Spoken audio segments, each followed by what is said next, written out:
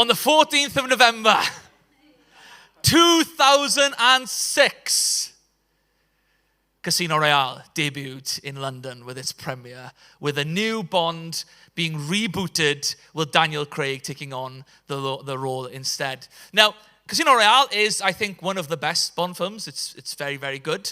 But it's quite funny that one of the central parts of the film that's really, really exciting is a bunch of people sitting around a table playing poker. It's thrilling when you watch it. Now, I want to do this because a key to what I'm going to present here is this kind of image and analogy that I want to use, because my title for this message, this presentation, is The Reason for God. And there's many, we're going to get to it, but this one in particular is called Playing the Odds. Say together, Playing the Odds. We're going to play the odds. Now, there's going to be a lot of maths coming up. And if you're not a maths person, the visuals will really help us. So I want to put the two friends against each other. So if I can have JB and Sam to come up, let's give them a warm welcome as they come up and take a seat. JB must be James Bond, surely. He's J and he's B. So, you look like Daniel Craig. No, I don't know about that. But you can think of, so that means, Sam, you're the chief. You're the villain in this one. So never mind. So don't worry about that. So we're gonna play a little bit of poker right now. And so I don't know if you guys know how to play poker. You shouldn't. So it's okay. No, it's all right. Okay, well, I'm just going to deal you some hands. So here we go. This is a very simple one. I'm not going to explain all the rules for those of you who don't know. But so here we go. I'm going to just skip ahead as if I'd just played the whole game. So we're going to skip like this. Okay, so the way the poker works is basically you bluff in between to hide your hand. But in the end, what it boils down to is whatever your hand is, whoever can make the best of the 5 cards on the table and what you've got will win whatever was put in the middle. So I don't know, you put some chips in, you put some chips in. And so, okay, if you guys can just show your hands, what did you get? We'll pretend we just skipped to the end. What have you got, JB? I've got, what's called? I actually can't. Well, you don't, okay. Let's just say, I'm going to just, you can't see it anyway. You've just got those cards. Okay, what have you got? They're not that great. 2 aces. He's got pocket aces. Now, pocket aces, guys, is the best starting hand in poker. You started with the best pair available, so you can make the best of what's on the board. So let's just say you've won that round. The chips go to you. Come on, let's say well done, Sam. So he's okay. So we're gonna shuffle again. All right, okay. I'm gonna put those ones away. Let's do some more shuffling. Linda saw me practicing earlier and said, "You look too good on doing that. Are you sure you're in the right job?" So I don't know about that, but I'm doing it with a microphone right now, so that's hard. But let's go again. Okay, so all right, ready for the next round. So we've got what's come out here. We've got a queen, a jack, a 7, a king, and a 10. All right, okay. Let's pretend again that you guys just played, you just chucked them in, you bluffed, but you've gone to the end. So what have you got? A king and a 6. Do you know, that's not bad because you've got a pair of kings, but the 6 isn't going to do you anything. What have you got, Sam? Pocket aces. Again. So what did you say? He's cheating. Yeah. Definitely. So, well, unfortunately, the ace is better than king, so he wins even more of the chips. It's not going good for you. So, come on, let's well done, Sam. Great job again. Yeah, excellent. All right, so we're just gonna keep going here. So let me put those ones down. Let's just keep another round. I'm gonna just say it was shuffled again. We're not gonna do it properly. Okay, so this is yours, and we've got coming out this time. We've got a 9, an 8. And I said, 9, 8, 7, and clubs as well. That's an interesting. And a 6. Oh. Okay, well, that one is obviously not well shuffled because that's one of the best hands ever. Let's just pretend they were different suits because that's, yeah, okay. Okay, what have you got? So they're different houses. What have you got this time? A king and a 3. Okay, so if these, a little bit different ordered, say, that's not that great. What have you got? Again. Pocket aces again. What do you think's going on right now? Definitely cheating. Like, there's only 4 cards of aces and they've been reshuffled. He's definitely cheating. He's definitely cheating. Where's security? Okay, well, we're gonna do one last one just to make sure. We'll see who's the best. Actually, let's go all in. Everyone, just chuck all your chips in. All right, okay. This is This is very exciting, very tense music. Is the Chief going to beat Bond right now? What do you think is going to happen? And so I think he probably is. What have you got here? Okay, that's not great. Okay, what have you got, JB? 5 and a 6. So you've got a pair of 5s and a pair of 4s on the table. So you've got 2 pair. What have you got? Pocket aces. Again.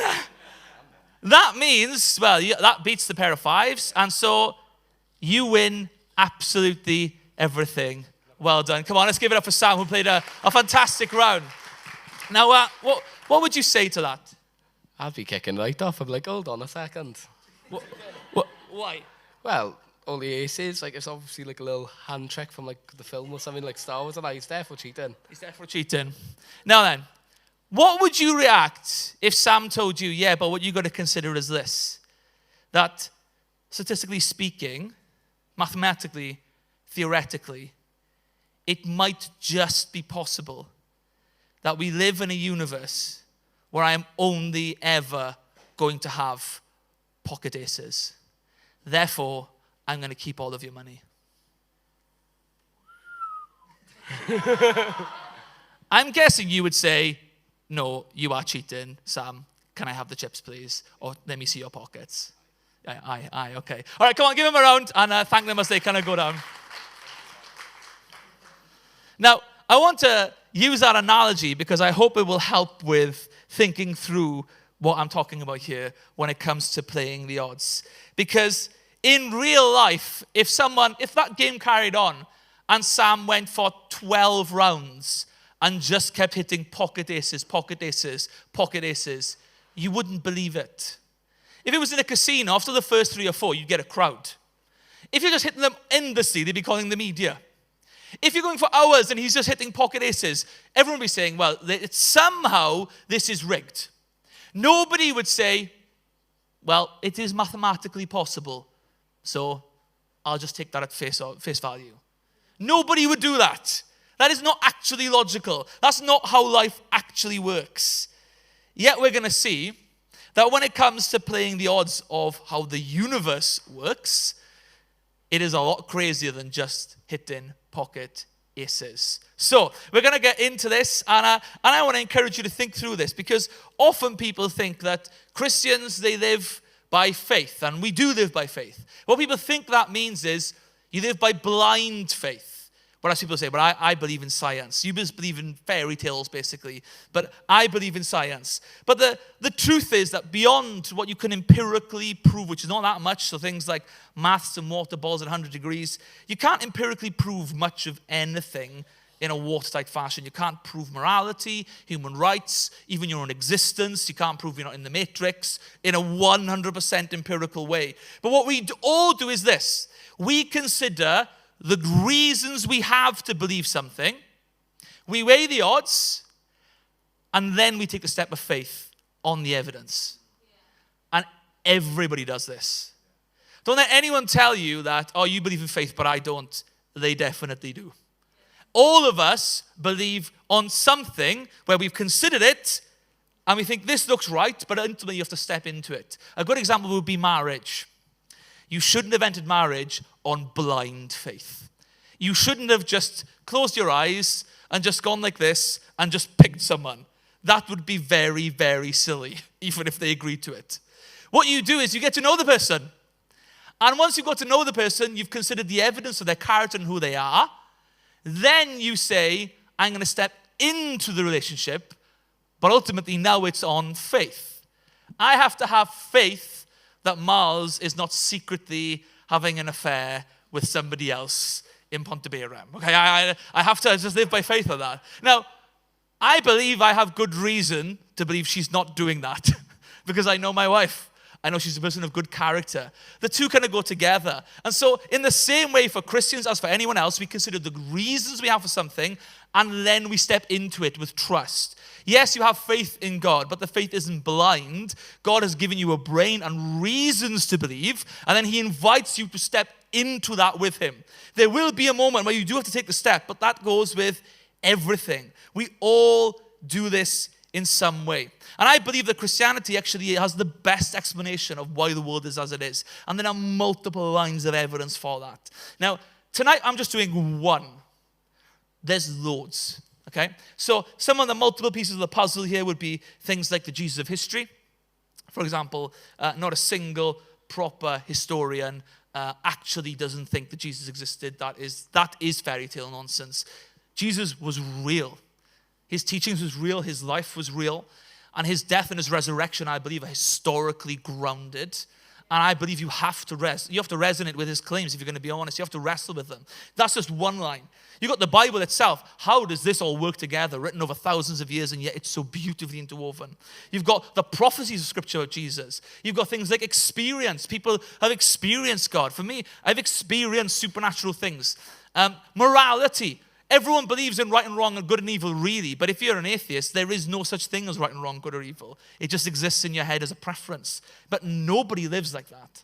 These are all lines of inquiry. But what we're going to do today is, just in particular, we're going to look at what is often called the fine-tuning argument, which is, or the cosmological constant. And ultimately what we're looking at is the laws of physics, the basic structure that holds the universe up and why the universe works as it is. And Francis Collins, who's a great, huge US scientist, I'm going to tell you a bit more about him later on, he put it like this: the existence of the universe as we know it rests upon a knife edge of improbability.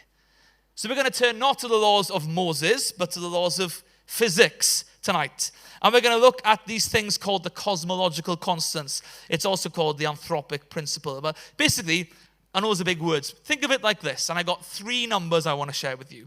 Think of it as 3 points. But I want you to think of these as dials, okay? Dials. Now then, we've come into this time of the year. Today, the clocks have changed.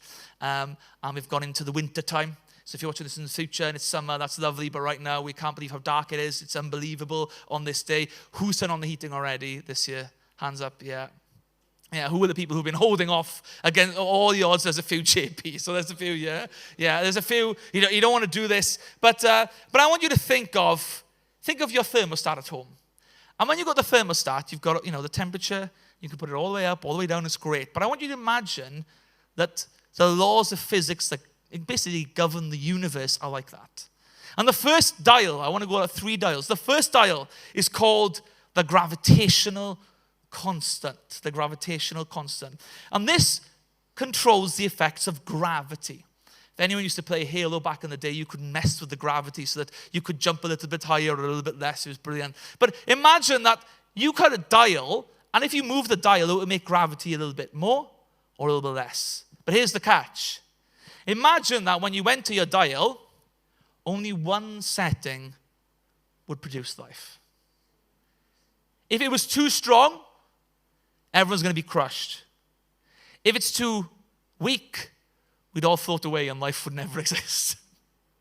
Now imagine that it wouldn't be great odds. You'd be very scared if someone took you to the dial and they just said, one of the numbers is right, the rest lead to death, take your pick. You would be scared. And that's just with 30 numbers on it. Now, the actual dial that governs it, if you were going to put how many notches are on it for the universe, it's very, very fine-tuned. Think of the notches as being not like there's 30 notches, or 300, or 3,000, or 300,000, or 3 million, or 4 million.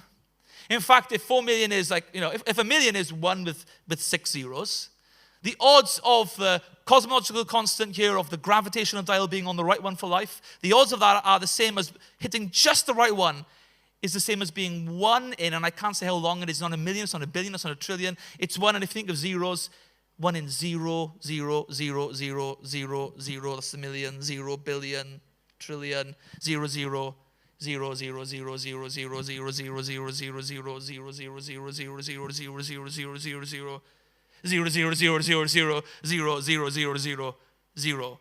It's a 1 with 40 zeros after it.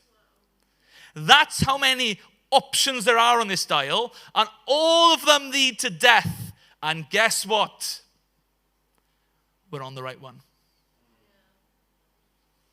We just happen to be on the right one. Just happened that way.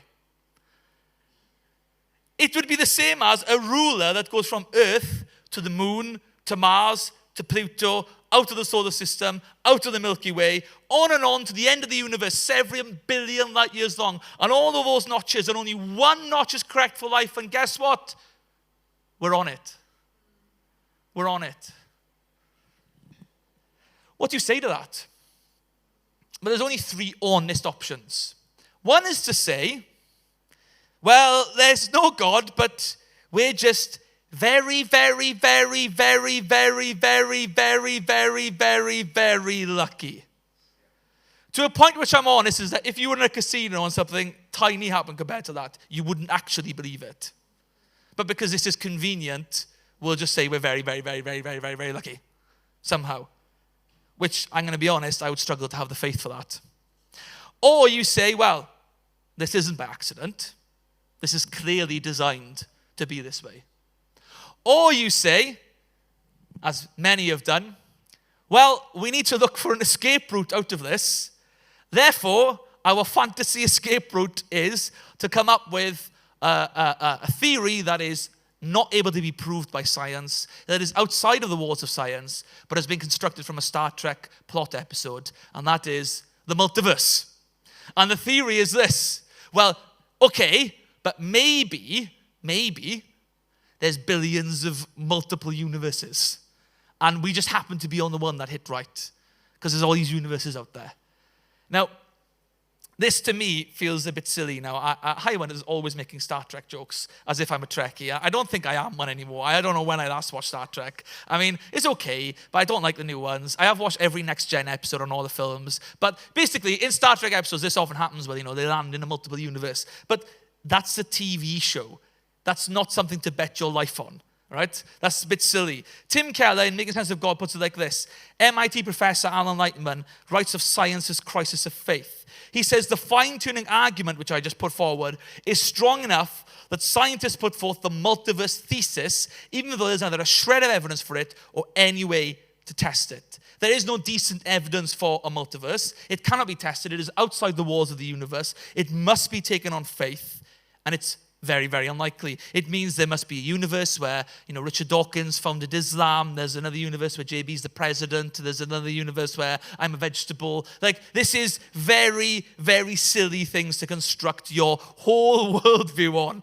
Francis Collins, who cracked the DNA code, he was the first to read that. He points out in his book, The Language of God, a near infinite number of unobservable universes strains credulity. It certainly fails Occam's razor. Occam's razor is a philosophical kind of concept used by scientists, which says that if you have to pick 2 options, you pick the one with the least amount of assumptions, always, as being likely to be right. So think of it like this. If I walk into my lounge and I left out a bowl of chocolate, and now the chocolate is gone, and there's chocolate stains everywhere, and the bowl is on the floor. I have some options to decide what caused this. Option A, my 3-year-old and 2-year-old, Josiah and Mateo, got in here. They like chocolate. They are messy. They ate the chocolate, made a mess, ran away. That's a good thesis. I think that's probably right. Option B would be maybe if I said, yeah, but maybe it's autumn time, and we left the window open. And maybe a squirrel came in. And maybe the squirrel came in and he ate all the chocolate. And maybe he tipped the bowl over and then he ran away. And as he ran away, he went through the window and his tail hit the window and it shut nicely. And now it's gone. Which one do you choose? You are an idiot if you say, well, the squirrel did it. Clearly. What you do is you choose the kind of the option that has the least amount of assumptions in it. The multiverse is like the squirrel thesis. It's very, very silly with lots of assumptions and is unprovable. It's actually not a great theory at all. And I would say, even with that, where these multiverses coming from, how do we know anything about it? If we're being rational here and being like we actually live, this universe is it. This is it. And the universe we actually live in is fine-tuned perfectly for us. Almost as if it knew we were coming. Now, I've got a second dial. You still with me? Okay, the second dial. Now, there's lots of these dials, but I'm just going to give you a couple, all right? So the second dial is what's called the cosmological constant, and Einstein came up with this, okay? Now, this measures the amount of energy in empty space. It measures the strength of the Big Bang. So, again, if the dial is wrong, basically, if it's too strong, it meant that when the universe started, it would just explode everywhere. And if it was too weak, it would have just immediately imploded. It had to be just right for the universe to grow in just the right way for all of life to form. The chances of this being on the only setting that allows life to develop is 1 in, and this is even more zeros than the last one. This one is 0, 0, 0. Okay, let's skip to 40 zeros. And then another 0, 0, 0, 0, 0, 0, 0, 0, 0, 0, 0, 0, 0. Okay, 60 zeros. This is unbelievably unlikely. And yet, once again, it's perfect. Set just right for life to develop. Now, one of the objections I've read about this, and I've heard people say online, because people argue about these things online, if you don't know that already, is, yeah, but this is unremarkable, because, yeah, we find ourselves in a universe fine-tuned for life, but that's the only universe in which we would be around to observe it. So it happened, and that's it, and that it's unremarkable for some reason. Now then, to show how, again, that wouldn't really work. Imagine you were convicted of a capital offense, and you were sentenced to death by a firing squad. And imagine they wanted to make really sure they got you. So what they did was, they got 1,000 people with guns at point-blank range, and they were all going to shoot together. Now, when I've said this before, I've just said it, but I thought because this is on video, it would be good to act it out. I don't know what you think about this. Now, who to act it out with? Well, I didn't get 1,000, but because I'm the pastor, I can just order things on Amazon for a sermon prop. So what a fun order, Nerf guns. And so this is a Nerf gun. I've got 3. And I thought, well, who can I shoot a Nerf gun at that doesn't break health and safety and wouldn't sue us? Well, clearly, if it's one of the trustees, they can't sue themselves, can they? So I think that would probably work really well. So can I ask Ian Roberts to come up here? You've been sentenced to death. And so if Ian can come and just stand there, and can I have, is Summer available? Surely you want to shoot at your father. And so come on, Summer, and go on, Sam and JB, come up again. So grab a Nerf gun each with you. Go on, then there's one there. Come on, let's give them a round of applause as they come up. Okay, so basically you just load it like this. Okay, and if you hold it, and what I want you to do is to basically get a full round in if you can. So just shoot and then keep going and going and going. Now, if you can come over here, wait, look, line up. Okay, so one on the side, one in the middle, one on the side. Okay, Ian, if you want to go in the middle, and and maybe want to turn around. No, maybe go down. No, let's go down because we don't want to shoot too much. Okay, so it does sting a little bit. Miles tested her on me, and she hit my ear with it, and it did hurt a bit. So, but you're tough. You're from Swansea, right? So, okay. So, what? No, aim for the body. Let's say aim for the body. Let's be kind. But I want you to try and hit him, though. Okay? Yeah. Are you guys ready? Yeah. Are you online ready? Yeah, you are. Okay, here we go. Okay, 3, 2, 1, fire! Come on, guys. I mean, that's a lot of bullets. I mean, that one did hit on the head. Look at him. Okay, let's give him a round of applause. Okay, you guys can kind of come off. Ian, if you want to just stand there now. This is not. If you notice there, all the bullets. They nearly all hit Ian. Right? I think that was a given at point blank range. This is one of the illustrations for what would happen here. Is that imagine that happened, but there was 1,000 of you. All of you had Nerf guns. And imagine you all shot at Ian, and not a single bullet hit Ian. Not a single one. It is mathematically, if you're going to be, like the comic book guy in Simpsons, it's mathematically possible that everybody missed. Theoretically, mathematically, it is possible that everyone missed. But you wouldn't believe it. If that happened and none of the bullets hit you, what would you likely say to that? Oh, bulletproof. Or it was a miracle. It's a miracle, yeah. That's probably the words I would use. Okay, come on, let's thank Ian as well as he jumps down. if that happened to you, your conclusion would be one of two things. One, it's a miracle. It's an actual miracle. The second conclusion would be, it's rigged. It's rigged. They weren't using real bullets, or something happened, or it's rigged. Now, that kind of answer is true. When it comes to the laws of physics in the universe, guess what? It is a miracle, and it is rigged.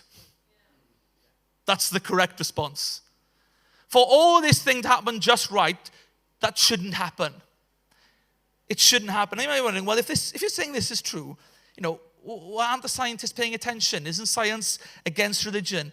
Please hear me very clearly on this, despite what some books will just want to sell will say this. There is no war of science against religion. Doesn't exist. There is no war. God made science. He made humans to do science. In fact, Tom Holland, who's an agnostic historian, traces how the West was formed, says there's a reason the modern science arose from the West, because Christianity gave the framework for science to develop. Because Christianity tells you there is a God who made a rational, ordered cosmos, and he made humans to steward it as well. He gave us capacity, being made in his image, to explore and discover what's already out there. And so modern science came out of the Christian societies for a reason. It came out of this kind of place. And this topic is one where science points to the source. Just because the media, the people were allowed, doesn't mean that's everyone, right? From Isaac Newton, who discovered gravity with the apple on his head, to Francis Collins, who was one of the greatest living scientists, who helped crack the DNA code. There are plenty of scientists who are Christians. Don't believe just some assertion that someone said. That's not actually true. Alan Sandage became a Christian at age 50. He is the founding father of cosmology. He determined the first reasonably accurate values for the Hubble constant and the age of the universe, and discovered the first quasar. I don't know what a quasar is, but that's great, he discovered it. But he converted to Christianity at 50. And this is why he did it. He said this. Because, by the way, all this information I'm giving you wasn't there 100 years ago. This is quite modern science is developing this. Not developing, discovering it. The world is too complicated in all its parts and interconnections to be due to chance alone.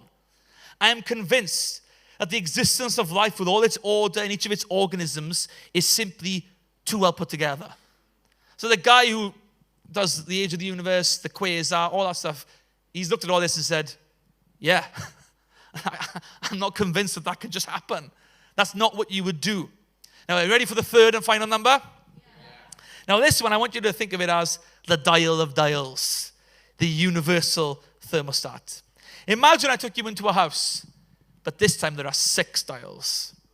And each dial has only one, which does life, and the others will kill everybody in the house. Now, imagine I told you also, they're not all in the same setting either. So they're random. This is your job in the next 30 seconds. Pick by random, put them all in the right one, and if any of them is wrong, death. How would you be feeling in that moment? Yeah, not great, would you? You wouldn't fancy your odds at that point. Yet, this is what's happened. There's more than 6, actually. Let me give you some of the other ones. The speed of light. It has to be just right, otherwise life doesn't work. The strength of strong and weak nuclear forces. The strength of how, atoms bind together. I think it's called, I can't remember what it's called, one of the other ones. There's loads of these.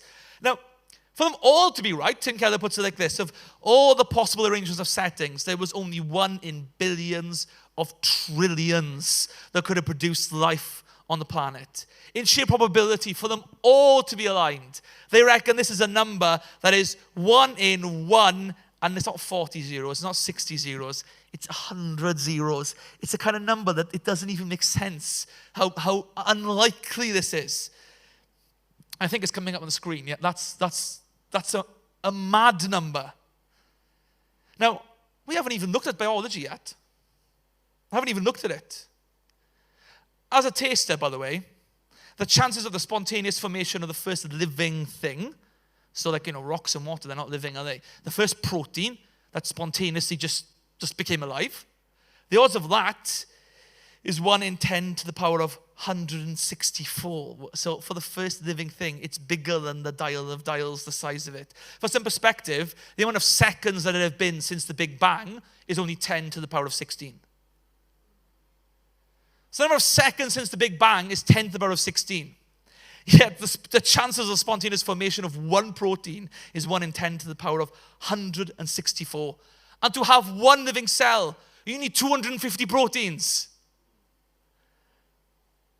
This makes your head spin. To me, the only rational conclusion to this, the only rational conclusion is that someone has put the dials by design perfectly for us. That is the only rational conclusion. And I want to make the point here as well. This isn't just like some fun theoretical thing. This Bible says your life actually depends on this. You've got to imagine this as, if I was playing a game and I had all my chips, what would I do? Would I put all my chips on well, it's mathematically possible by 1 to the power of billions and billions and billions that this couldn't happen, and I just want to live as I like. So I'm going to put all of my life on eternity, and I'm going to bet it on this ridiculous, crazy number. Or if you were actually doing it in real life with your real money, where would you put your money? You'd put it design. You'd put it in the God corner. That's what any rational person would do. Especially if they had everything to lose and everything to gain. That's what you would do. You wouldn't say, well, yeah, but that one in the 0.00000 is a fun number. I guess I'll put it over there. Nobody would do that, rationally speaking. Now, at this point, you might be thinking, well, why doesn't everyone believe in God then? Why isn't everyone a theist? Which is a good question. What I would say to that is this. First of it is, you're living in the West, and don't assume that everyone is like the West. When it comes to the world's population, 95% of the human population believe in God. The biggest worldwide movement on earth is actually Christianity, and then it's Islam. That's the world we actually live in. But in the post-Christian West, we are governed more by history and culture than anything else. People buy into slogans and assertions that aren't necessarily true or provable. The phrase, science has disproved Christianity, is not scientifically provable. It's just a phrase that can be debated. And often used to bully people, if we're being honest about it. Religion is superstition. Again, it's just an assertion. To the skeptics watching online, if someone asks you to watch this with your family or friends, thank you for sticking with us. You are so welcome here. And hey, we put a message in the chat. We'd love to chat with you as well about it. And it's so good to have you with us on this journey.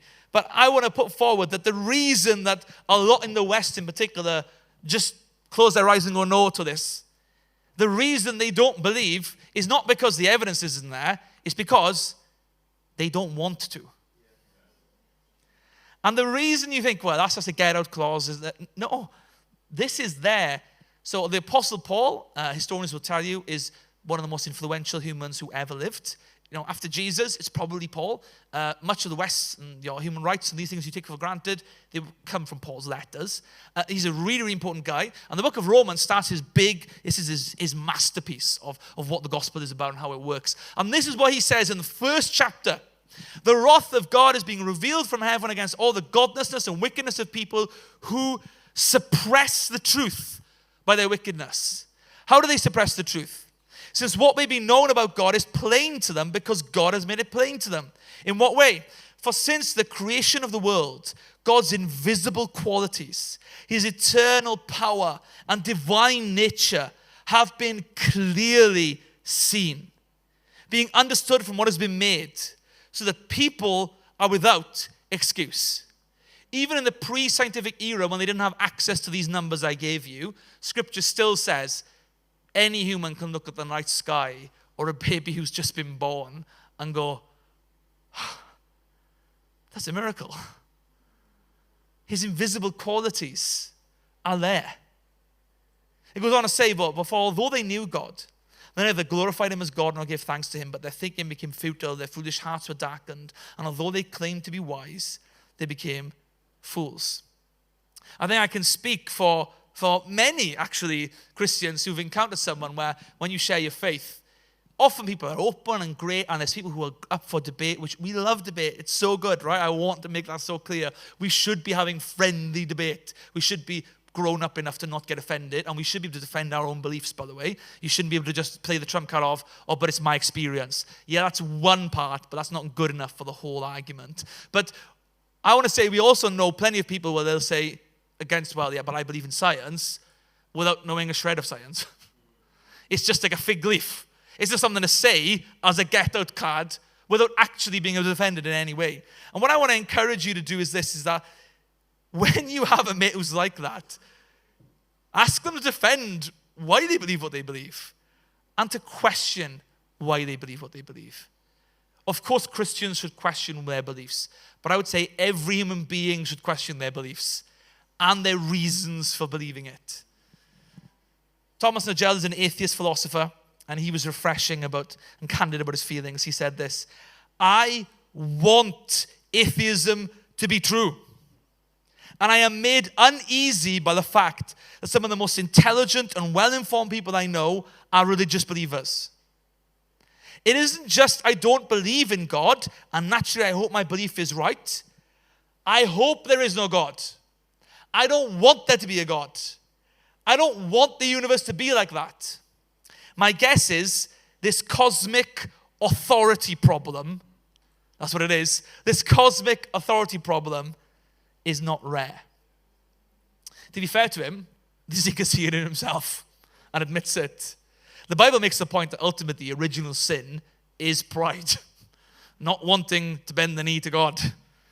And so we will believe any far-fetched thing if it gets us out of bending the knee to God. Because we don't want to believe it. We have to see it as it is. It means taking crazy leaps of faith to avoid God's claims. This leads me to my application tonight, and there's two things. First, to the Christian, I want you to take confidence. Take confidence and know your stuff. You don't have to be a scientist to be able to know a few of these things and have them in the back pocket. Not to go around bashing people with it, but be ready to defend your faith in a strong and friendly way. There's massive weight behind Christianity. This isn't just a nice club that we've made up. There's millions of books written by millions of minds about this. Get to know them.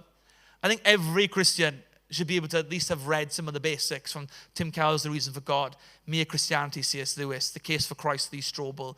These are not, yeah, you've got to think, but they're aimed at the general reader. Get to know them.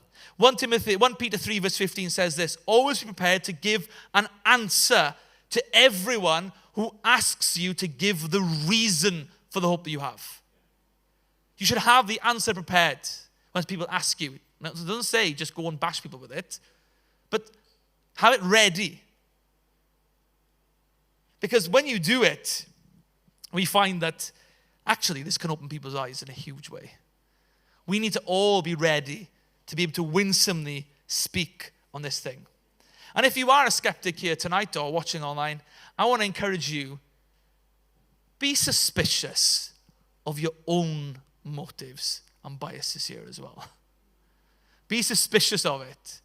As I'm saying to our Christians, we should also examine our faith and our reasons for believing, but that goes for everybody. Examine why you believe what you believe. What are the actual reasons and what are your motives here? The philosopher Anthony Flew was at one point regarded as the world's most acclaimed atheist. He debated against C.S. Lewis, and many people thought that he won that debate. That's this guy, right? He was like the Richard Dawkins before Richard Dawkins. But after 50 years of atheism, he changed his mind, and he actually became a theist. He believed in God. And this was his reason. I haven't even covered this yet, only briefly.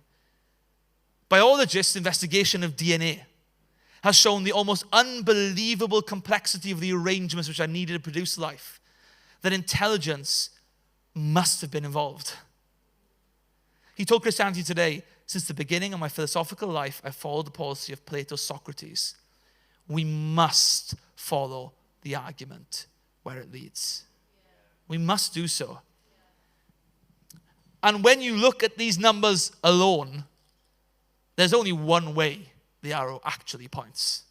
And when you put this alongside the historical Jesus, alongside morality, alongside the Bible, alongside prophecy, alongside philosophical arguments for the beginning and creation, alongside personal experience. All of a sudden, you get this massive weight, and it's like you finally found the key to the door, and it opens. And all of life actually makes sense. It doesn't mean it's not hard, but it means it makes sense. There's 2 steps to take from here. The first step is to God, to theism. When you consider it, what's the most rational option? The most rational option when you consider all of these things is to go back to one of the first sentences in all of human literature. Genesis 1, verse 1. In the beginning, God created the heavens and the earth. That is where we've come to. We've done a full loop and we're back where we started. Yeah. In the beginning, God created the heavens and the earth. He was the one who put the dials in place. He created the laws of physics. He is the one responsible for human DNA. He is the one who has formed creation, ready for life. The New Testament affirms this is really important. Without faith, it's impossible to please God. Famous verse, Hebrews 11, verse 6. But it goes on to say, because anyone who comes to him must believe that he exists. That's the first step. And then he rewards those who earnestly seek him. And the second step is to his Son. And this is where we find that we step from reason alone to revelation. You see, the Bible is very clear that we are made in God's image. We have a capacity to rule and reign and do amazing things. We're not like other animals. We can do stuff. We have reason, we have memory, we have conscience, we have language, we have morality, we have the sense of the future. We have all these things because we're made in his image. But the Bible also tells us what we all know every day and from watching the news. We are also broken. And every human being is broken. And the world is broken. And in biblical metaphor, the gardeners that God put in charge of the garden have gone rogue. And what happens if the gardeners go rogue? The garden goes to pot as well. And so what we find here is this. What does God do? Well, the Gospel of John starts by telling us in the beginning was the Word. And the Greek word logos is that word for, it can be translated as mind. In the beginning was wisdom or mind or a word. And the Word was with God. And the Word was God. He was with God in the beginning. Through him, all things were made. But that word, that wisdom, it becomes flesh in Jesus. In Jesus, reason steps forward into revelation. That the laws of physics, the author of the universe, steps into his creation. So we're going to celebrate at Christmas, right? The author writes himself into the play. In Jesus of Nazareth, the creator of the universe, to fix his creation, steps into his own creation. And here we find one of the most radical things. You see, Jesus claims that he is God in flesh. That means you can't just say he's a good teacher. He either is who he says he is, or he's crazy and a lunatic, and the West has built all this morality, everything on something crazy. N.T. Wright puts it like this: how can you live with a terrifying thought that the hurricane has become human, that fire has become flesh, that life itself has walked into our midst? Christianity either means that or it means nothing. It is the most devastating disclosure of the deepest reality in the world, or it is a sham and a nonsense. Either you have to reject him totally, or you have to fall on your knees and call him Lord. Those are the options left to us. And I would encourage you, choose Jesus. We are not neutral in this because we are all sinners. But he has come to save sinners, to show us what God is like, and to welcome him into relationship with God. But the choice comes to us. Romans 1 verse 16, my final verse says this: for I am not ashamed of the gospel, because it is the power of God that brings salvation to everyone who believes. So imagine yourself back in the casino to mix the games now. Imagine this time the wheel is spinning, the person's calling, place your bets. This is your moment. God says every human being has to make a choice. You don't get to say, I'm not choosing. Not choosing is a choice. You have to choose. Who do you trust? What do you believe? Everything is on the line. All of us are all in. I would urge you to put your faith, to play the odds, and step forward and put your faith in Jesus. And there you will find the thing your heart was always looking for. That you have put your feet on a solid rock. And eternity is to be gained from there. So let's stand together. And I'm going to pray 2 prayers. First, I want to pray for those of you who already are Christians. I want to pray for the Spirit to equip you and encourage you, give you boldness to be able to share your faith well in a hostile world. I want to pray that. And I want to pray if anyone here does want to tonight make that decision, or whenever you're watching online, to put your faith in Jesus, having heard the evidence, you know, I need to step forward. I want to lead you in prayer from that place as well. So come on, all of us, first of all, let's close our eyes and bow our heads. And let me just pray for you right now. Lord, I want to pray, first of all, for every single believer here living in a hostile world in the West today. Lord, I want to pray, would you give us and give us, watching online or in this room, courage. Give us courage to share our faith. Lord, I pray, would you give us wisdom to share our faith? Would you give us wisdom to know who's in front of us and to know what are we doing right now? Give us wisdom to know when what we're meant to do is just give someone a hug and love on them. Give us wisdom to know when it's time to say, actually, we need to talk about some of the hard stuff. But give us wisdom to know when to defend our faith. Lord, I pray that we would be a church and a body of believers who are always prepared to give an answer and a reason for the faith that we have, as your word said. Give us boldness, give us courage, equip us, I pray, to be able to winsomely share your gospel and point people to you. In Jesus' name I pray. And we all said together, amen. Let me just pray one more prayer as well. If you're in the room or watching online and today you know, I need to put my faith in Jesus. I want you to know that he actually loves you. And he is for you, friend. He made you for a reason, for a purpose. He died for you. And he is waiting for you to come home. So with every head bowed and every eye closed, if that is you right now and you know I need to put my faith in Jesus tonight, or you're watching online and you know I need to do it wherever I am, I want to lead you in this prayer together. So wherever you are, with eyes closed, I want you to lift your hand on the count of 3 to say, that's me. I'm in. I'm taking the step towards Jesus. 1, 2, 3. Lift your hand in the air if that's you. Whether you need to do that. I see that hand. Is there anybody else? Is there anybody? You're watching this wherever you are in the world. Come on. Let's all pray this together. You can put your hands down, but I want you to pray together with me, all of us together. Dear Lord Jesus, I thank you that you created me. That you made me on purpose, for a purpose. I'm sorry for my sin and all that I've done wrong. Today, I choose you. I put my faith in you. And I receive your forgiveness and your grace. Help me to get to know you, to love you, to love others with all my heart, all my soul, all my strength, and all my mind, until I see you face to face. In Jesus' name. Amen, amen. Come on, let's thank God together right now.